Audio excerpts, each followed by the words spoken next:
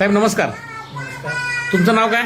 आकाश सूर्यवंशी, राहणार गडमुडशिंगी, कोल्हापूर. कोल्हापूर. बर, तुम्ही कुणासाठी आपल्याकडे अँटॉक्स 10D घेतलं होतं? माझ्या आईसाठी घेतलेलं. आईचं वय किती आहे?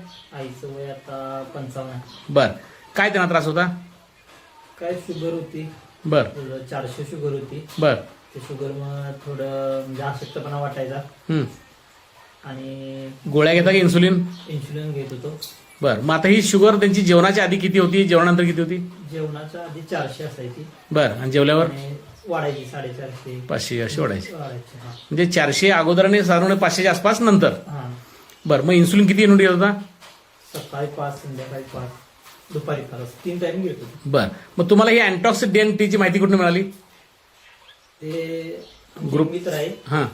त्यांच्याकडून मिळाली. ते मी ग्रुपला ऍड केलं मला बर. तुमच्या हां गोकुळ शेगाव म्हणून. हां, म्हणजे आमच्या व्हॉट्सअप ग्रुपवरून तुम्हाला माहिती मिळाली. मग आता किती दिवस झाले घेताय? आता 3 महिने झाले 3 महिने झाले अँटॉक्स 10T वापरताय. वापरतो. आता काय फरक पडला पेशंटला? सुरुवातीच्या तक्रारी वगैरे? पहिल्या महिन्यात जरासं तक्रारी कमी झाल्या, अशक्तपणा वाटायचा हा. तो कमी झाला. हां.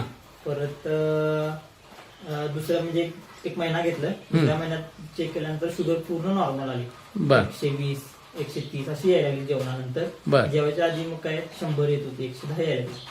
बर. मग थोड्या दिवसांनी त्यांनी दुसरा एक रिपोर्ट केला. हम्म. त्यात पूर्णच कमी आली. 1-2 महिने, 1.5 महिन्या म्हणजे 2 महिन्यानंतर एक परत घेतल्यानंतर. बर, मग डॉक्टरना रिपोर्ट दाखवले हा, त्यावेळेला? दाखवले. कोण डॉक्टर?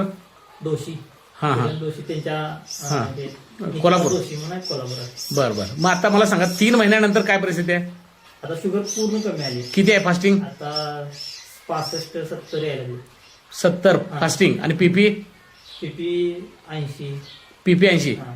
अभिनंदन, अतिशय चांगला रिझल्ट मिळालेला आहे. बरं, आता इन्सुलिन किती घेत आहे?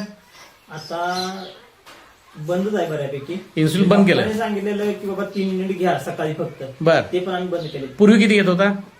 पूर्वी घेत होतो आम्ही 5, सकाळी 5, दुपारी 5, संध्याकाळी 5 घेत होतो. म्हणजे 15 युनिट पूर्वी घेत होता. घेत होतो. आता ते टोटली टोटली बंद झाले. आणि पेशंटची तब्येत एकदम नॉर्मल आहे. मग तुम्ही काय सांगाल बाकीच्या लोकांना अँटॉक्स 10T बद्दल?